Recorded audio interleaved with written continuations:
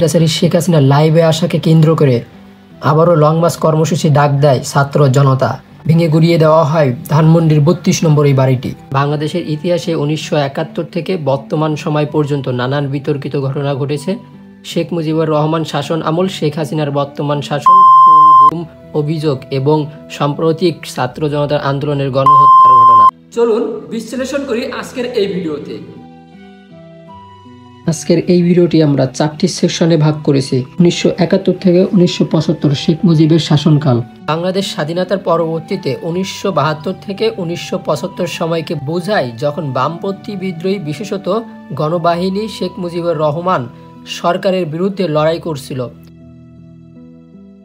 শেখ মুজিবের শাসন আমল একটি নির্মম জাতির দলিল। বাকশাল শেখ মুজিবুর রহমান যে কারণে বিতর্কিত এক দলীয় শাসন ব্যবস্থা। ১৯৭৪ সালের দুর্ভিক্ষ থেকে যে শিক্ষা পাওয়া যায়, একাধিক দুর্নীতি ও গণহত্যা করে দেশ থেকে পালিয়ে ভারতে বসে ফেসবুক লাইভে আসায় ছাত্র জনতা আবারও ক্ষিপ্ত হয়েছে।